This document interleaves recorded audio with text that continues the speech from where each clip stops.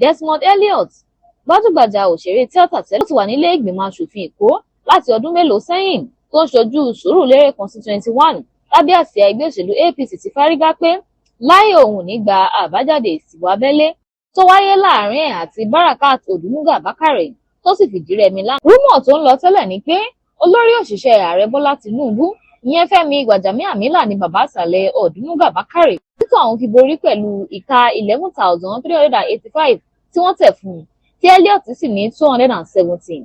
Èyí gan ló jẹ́ kí Elliot fárígá pé kí ló dé láìṣe ọmọ kékeré olóṣèlú, òun ò ní gba èsì yìí láé, àti pé òun ṣetán láti kẹjọ́ pẹ̀lú ìyọ̀ǹda ẹgbẹ́ òṣèlú APC. Ó fi kún un pé ìbẹ̀rùbojo pẹ̀lú ìhàlẹ̀ ni wọ́n fi dìbò òun, àti pé ọ̀pọ̀lọpọ̀ àwọn alátìlẹyìn òun nínú ẹgbẹ́ ni wọn ò rí bí wọlé, tí wọ́n sì sọ fún àwọn mìíràn pé ayédèrú ID card ni wọ́n mú wọlé láì yẹ káàdì wọn wò dáadáa.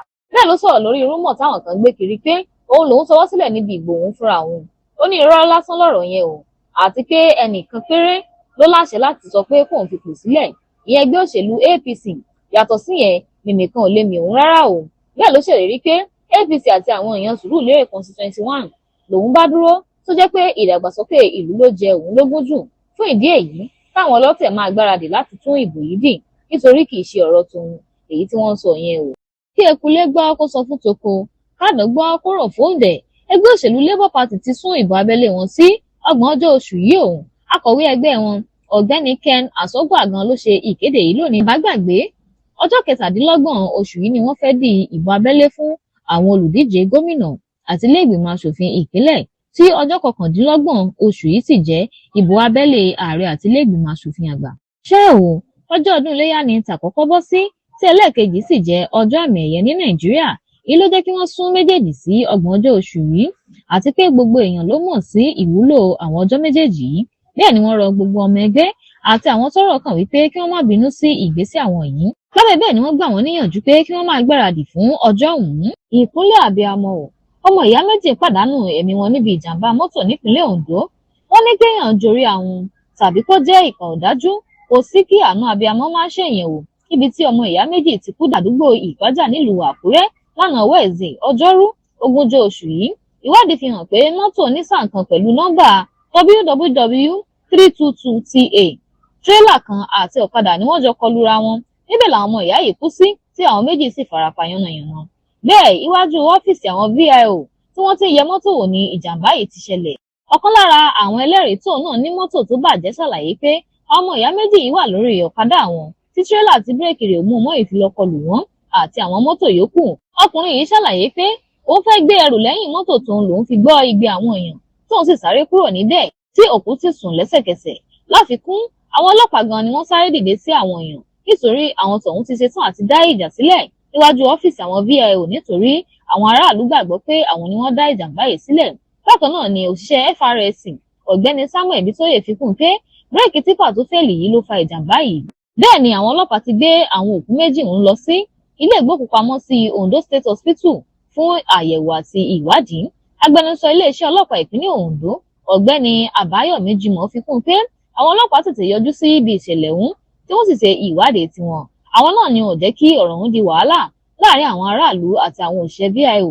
Bẹ́ẹ̀ ni wọ́n bá àwọn mọ̀lẹ́bí kẹ́dùn ikú ẹbí wọn. Wàhálà rẹpẹtẹ láàrin àwọn agbẹjọ́rò àti àwọn òṣìṣẹ́ civil defence nílùú Ìlọrin.